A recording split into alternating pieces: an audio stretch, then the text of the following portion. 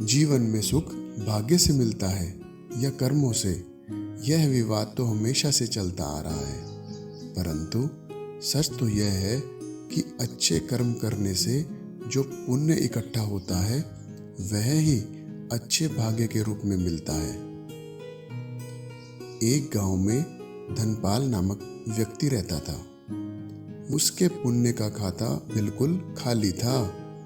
उसके पास खेत था पर बैल नहीं थे। वह अपने एक दोस्त के पास गया और अपने खेत में हल जोतने के लिए शाम तक के लिए बैल मांग लाया। जब उसका खेत जुत गया तो वह शाम को उस मित्र को उसके बैल वापस करने गया।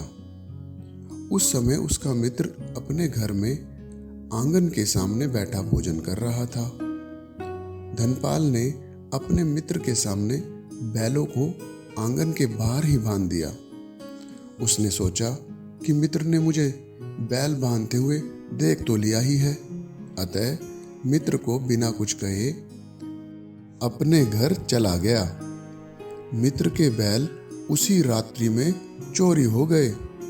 तब वह धनपाल के पास पहुंचा और बोला, मित्र, मेरे बैल मुझे वापस दे दो। धनपाल ने कहा, मैं तुम्हारे देखते देखते तुम्हारे आंगन के बाहर बैलों को बांध आया था। उसके मित्र ने बिगड़ते हुए कहा, तूने मुझे सौंपे ही कहाँ थे? यदि तू मेरे हाथ में सौंपता तो मैं मानता। अब तुझे मेरे बैल वापस देने पड़ेंगे। यह सुनते ही धनपाल का तो सिर ही चकरा गया। उसका मित्र तो हर कीमत पर अपने बैल वापस चाहता था। बात लड़ाई झगड़े तक जा पहुंची।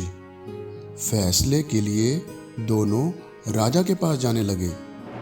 जब वे दोनों राजा के पास जा रहे थे तब धनपाल की किस्मत से एक अनोखी घटना हुई। एक घोड़ा दौड़ता हुआ आ रहा था। उसके पीछे घोड़े वाला भी भाग रहा था।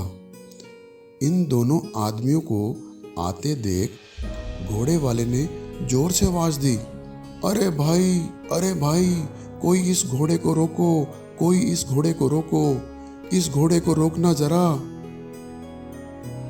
बेचारे धनपाल को क्या पता था कि घोड़े के रूप में दुर्भाग्य उसकी ओर बढ़ रहा है। धनपाल के हाथ में लाठी थी तो उसने घोड़े को रोकने के लिए घोड़े को लाठी मारी, परंतु यह क्या, बेचारे अभागे धनपाल की लाठी की चोट से घोड़ा मर गया। घोड़े वाले ने यह देखकर चिल्लाना और शोर मचाना शुरू कर दिया और धनपाल को पकड़कर बोला, तूने मेरे घोड़े को मार दिया है। चल, मैं तुझे राजा के पास ले चलता हूँ। चाहे तू कहीं से भी दे, किंतु मुझे मेरा घोड़ा चाहिए और अभी चाहिए। धनपाल दोनों ओर से घिर गया। दोनों व्यक्ति उसे राजा के पास ले जा रहे थे।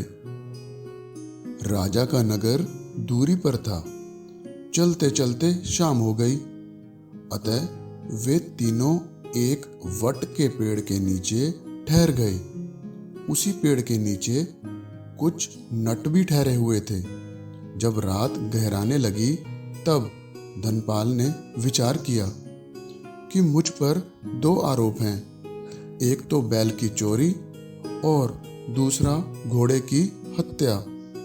राजा बड़े ही न्यायप्रिय व कठोर हैं। वे निश्चित ही मुझे प्राण दंड दे देंगे।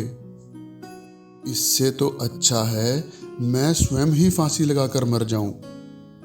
यह सब सोचकर धनपाल ने आत्महत्या का पक्का निश्चय कर लिया और उस वट के पेड़ पर चढ़ गया। अपनी फटी पुरानी धोती का फंदा बनाकर पेड़ की टहनी से लटक गया। पर यह क्या, धोती का कपड़ा पुराना होने से फंदा टूट गया और धनपाल एक बूढ़े नट पर गिर पड़ा। और यह क्या, उस नट की उसी समय मृत्यु हो गई। उसके बेटे ने धनपाल को पकड़ लिया और अपने पिता की हत्या के अपराध में उसे राजा के पास दंड दिलाने के लिए ले चले। बेचारे धनपाल की तो किसी ने एक ना सुनी। कोई इतना भी बदकिस्मत हो सकता है? कहाँ तो वक्त का मारा धनपाल आत्महत्या करने चला था और कहाँ उस पर अब दो हत्याओं के आरोप हो गए थे। इससे पहले जो बैलों की चोरी का आरोप था वह अलग। इस तरह उस पर अब 3 गंभीर आरोप हो गए थे। राजा के पास जाते हुए रास्ते में वह सोच रहा था कि अब तो प्राण बचने मुश्किल ही नहीं असंभव भी हैं। अब वे चारों राजा के पास पहुंच गए। धनपाल के मित्र, घोड़े के मालिक और बूढ़े नट के बेटे ने राजा के सामने अपने साथ हुए घटनाक्रम राजा के सामने कह सुनाए। और जब धनपाल की बारी आई तो उसने भी अपनी व्यथा कह सुनाई और बोला, हे राजन, भाग्य में दोष होने के कारण बिना अपराध भी मुझ पर लगे आरोप सही साबित हो रहे हैं, परंतु वास्तव में मैं अपराधी नहीं हूँ, पुण्य से हीन हूँ। सही होते हुए भी मैं हर जगह गलत सिद्ध हो रहा हूँ। मैं जानता हूँ कि प्राण दंड तो मुझे अवश्य ही मिलेगा और मैं इसके लिए तैयार भी हूँ। यहाँ धनपाल के भाग्य ने पलटा खाया। वह राजा न्यायप्रिय था। उसने दोनों पक्षों की सभी बातों को ध्यान से सुनकर यह फैसला सुनाया कि जो मर गए उन्हें तो वापस नहीं लाया जा सकता, परंतु उन सब का जो नुकसान हुआ उसकी भरपाई राजकोष से की जाएगी। धनपाल को यह सब सुनकर अपने कानों पर विश्वास नहीं हो रहा था कि तभी राजा ने उसे समझाया कि फिर कभी ऐसी स्थिति आए, इसके लिए आज से ही अपने पुण्य के खाते में अच्छे कर्म जमा करना शुरू कर दो। तो देखा आपने, अच्छा भाग्य या बुरा भाग्य जैसा कुछ नहीं होता। यह तो पूर्व में किए गए अपने ही अच्छे व बुरे कर्मों का संचित परिणाम होता है।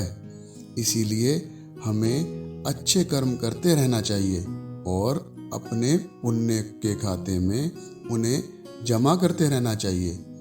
वही आगे चलकर सौभाग्य के रूप में सामने आते हैं। तो हम कह सकते हैं कि अपने भाग्य का निर्माता मनुष्य स्वयं ही होता है। तो कैसी लगी आज की कहानी? ऐसी और ज्ञानवर्धक कहानियां लेकर आपके सामने फिर उपस्थित होंगे। तब तक के लिए बाय।